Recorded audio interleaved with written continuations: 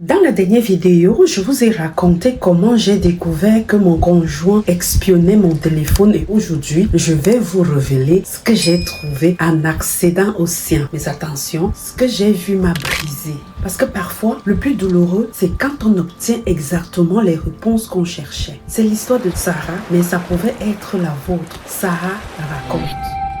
J'ai installé la même application que lui. J'ai suivi les étapes une par une. Et puis, j'ai accédé à son téléphone à distance. Et là, c'était comme si une boîte de Pandore s'était ouverte. Des messages, des photos, des notes vocales, des conversations qui n'auraient jamais dû exister. Il disait être au travail, mais je le voyais écrire à une autre femme. En ces mots, t'as mis quoi ce soir sous ta robe? Tu m'as rendu fou l'autre nuit. Et cette femme-là était une amie.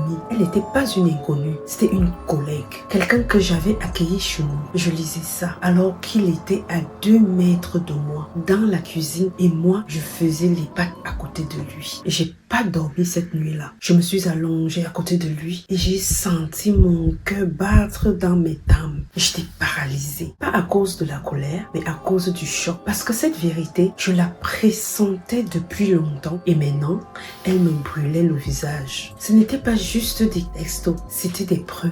Des preuves d'un manque de respect. Preuves d'un double jeu. Preuves qu'il n'y avait plus nous. Il n'y avait que lui et ses mensonges. Le lendemain, je lui ai tendu le téléphone et je lui ai lu tous les messages à voix haute. Il est resté figé. Puis, il a nié. Il m'a dit que j'interprétais mal, que c'était juste pour rire, que c'était un jeu. Non, ce n'était pas un jeu. C'était une trahison, une humiliation, un mensonge habillé en blague. La discussion a explosé en cris, en larmes. Il s'est mis en colère, m'a reproché de l'avoir espionné. C'est toujours comme ça, hein. Ceux qui trahissent deviennent des victimes et toi, tu te retrouves en train de t'excuser alors que c'est toi qui saignes. Cette histoire, elle ne m'a pas seulement détruite, elle m'a changé. J'ai commencé à douter de moi et de tout, à faire des crises d'angoisse, à perdre confiance en moi. J'étais dans une relation où je n'existais plus, où mon corps, ma voix, mes pensées étaient surveillées, décortiquées, contrôlées.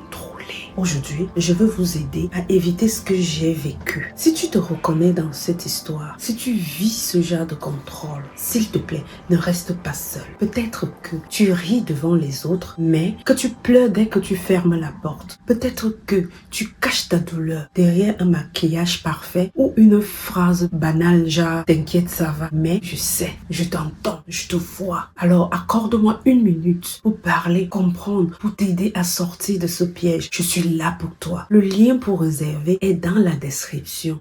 À suivre dans la prochaine vidéo, comment savoir si votre téléphone est cloné ou espionné et surtout comment réagir, se protéger et se reconstruire.